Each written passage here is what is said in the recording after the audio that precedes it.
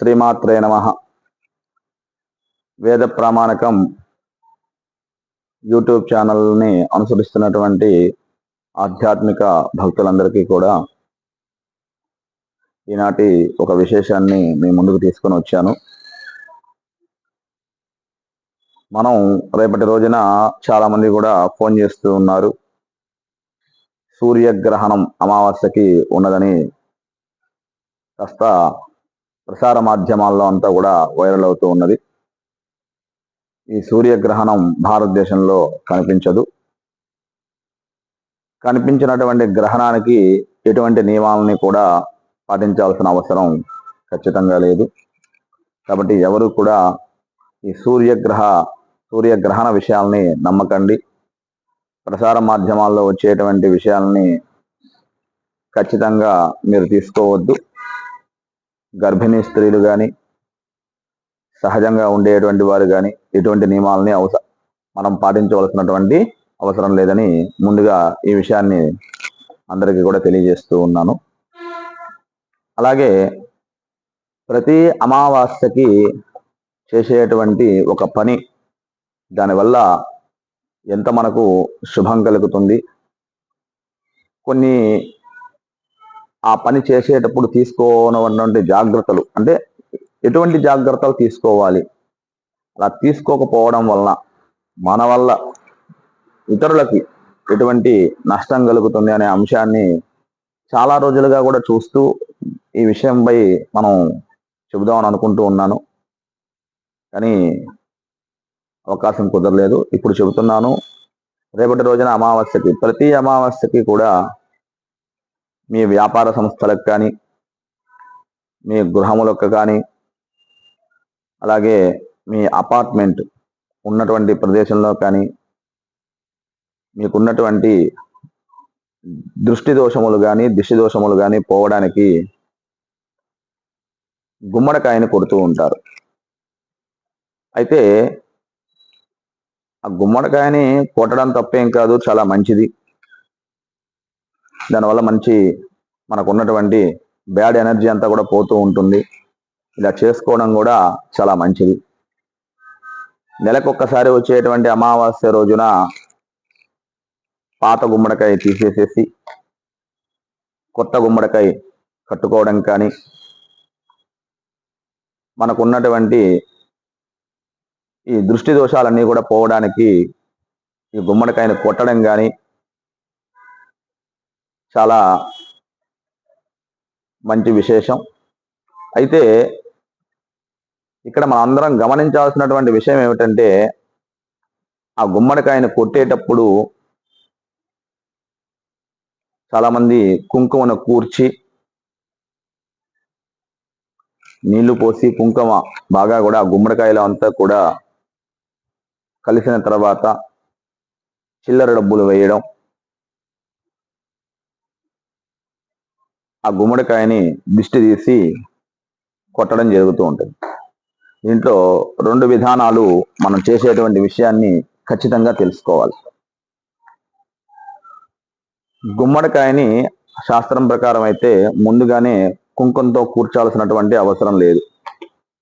ఇది ఎందుకు వచ్చిందో తెలియదు, కానీ ఒక ప్రక్రియ బాగా కూడా అందరికీ అలవాటైపోయింది. దాంట్లో చిల్లర డబ్బులు వేయడం, ధనాన్ని ఇలా కూడా చేయకూడదు. ఇది కూడా ఖచ్చితంగా కూడా గుర్తుపెట్టుకోవాలి. ఒక గుమ్మడికాయ కొనుక్కొని వచ్చి శుభ్రంగా ఒక తడిగుడ్డ పెట్టుకొని దాన్ని శుభ్రంగా తుడిచి లేదా కడిగి కాస్త పసుపు రాసి బొట్టు పెట్టి కట్టేదానికి కానీ కొట్టేదానికి కానీ శుభ్రంగా రెండు గుమ్మడికాయలని మనం సిద్ధం చేసుకొని, ఇంకా విశేషమైతే మంచి గుమ్మడి కొట్టాలి, బూడిద గుమ్మడి కట్టాలి. కానీ ఒక్కొక్క ప్రాంతంలో ఒక్కొక్క ఆచారంగా కూడా మనం చేస్తూ ఉన్నాం. బూడిద గుమ్మడికాయల్ని ఎక్కువగా కూడా కొట్టడం కానీ ఇలా చేస్తున్నప్పటికీ గుమ్మడికాయని కొట్టిన తర్వాత మీరు మీ వాకిట ఎదురు మాత్రమే కొట్టాలి. అలా కాకుండా నేరుగా 4 రోడ్ల కూడల్లో కొట్టడం, రోడ్డు మధ్య భాగంలో కొట్టడం, కొట్టేసిన తర్వాత వాటిని అక్కడే వదిలి వెళ్ళిపోవడం, ఇలాంటి తప్పులు అస్సలు చేయకండి. ఎందుకనంటే మనకున్నటువంటి దోషం పోవాలని అనుకోవడం మంచిదే, కానీ అవి 4 రోడ్ల కూడల్లో వదిలేసి వెళ్ళిపోయిన తర్వాత మీకున్నటువంటి గృహానికి ముందు భాగం కాకుండా మధ్య భాగం, రోడ్డు మధ్య భాగంలో కొట్టి వదిలేస్తే బండ్ల మీద వెళ్ళేవారు కానీ, నడుచుకుంటూ వెళ్ళేవారు కానీ వాటిని తొక్కడం, మరి ఈ ద్విచక్ర వాహనదారులైతే దాన్ని తొక్కించేసిన తర్వాత నా కళ్ళ ముందే ఎంతో మంది జారి కింద పడిపోయారు. చాలా మందికి దెబ్బలు తగిలాయి. వాళ్ళు చాలా ఇబ్బందులు పడుతూ ఉన్నారు, చూసాం. దానివల్ల మీకు బ్యాడ్ ఎనర్జీ పోయిందని అనుకోవాలా, మన వల్ల ఇంకొకరిని ఇబ్బంది పెట్టి కొత్తగా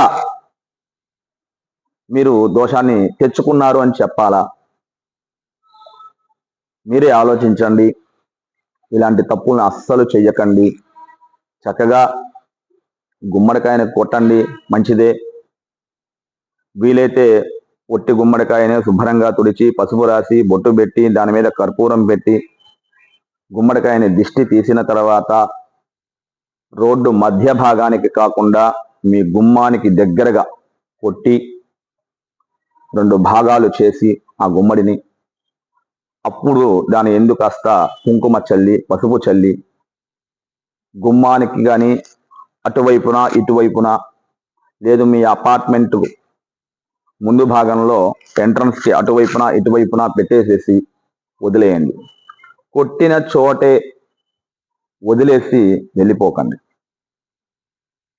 ఒకవేళ అలా వదిలేయాలి అని అనుకున్నప్పుడు చాలా దగ్గరగా పెట్టుకోండి దీన్ని. అంతేగాని రోడ్డు మధ్యలో కొట్టడం, అందరికీ ఇబ్బంది కలిగేటట్టుగా దాన్ని వదిలేసి వెళ్ళిపోవడం, ఎర్రగా కుంకం కలిపిన తర్వాత చివరికి ఆహారం కోసమని ఆవులు కూడా వాటిని తినేస్తున్నాయి. కొంత మంచి కుంకం అని కూడా చెప్పలేను, కొన్ని కెమికల్స్ కూడా ఉంటాయి కదా. కాబట్టి దీన్ని మీరు అందరూ కూడా గమనించాలి. అమావాస్య పూట ఉన్న దోషాలని పోగొట్టుకుంటున్నారా, కొత్త దోషాలని తెచ్చుకుంటున్నారా అనేటువంటి విషయాన్ని కూడా కాస్త ఆలోచన చేస్తూ, మన వల్ల ఎదుటి వారికి కానీ జంతువులకు కానీ ఎవ్వరికి కానీ హాని కలగకూడదు. అలా ఉంటేనే మనం చేసిన పనికి ఒక అర్థం అనేది ఉంటుంది. తెలియక దాన్ని రోడ్డు మధ్య భాగంలో కొట్టడం, వదిలేయడం, ఇతరులు తద్వారా ఆ కార్యక్రమం ద్వారా బయట నడిచేటువంటి వారు కానీ వాహనదారులు కానీ అందరూ ఇబ్బంది పడ్డం అనేటువంటి అంశాన్ని మీరు పరిగణనలోకి తీసుకొని మాత్రమే ఈ పని చెయ్యండి. చేస్తేనే ఆ చేసిన పనికి మీకు ఖచ్చితమైనటువంటి ఫలం వస్తుంది. అలాగే సహజంగా కూడా ఈ గుమ్మడికాయని మనం కొట్టేసిన తర్వాత దాన్ని అద్ది ఒక 2 చేతులు ఇలా వేస్తూ ఉంటారు.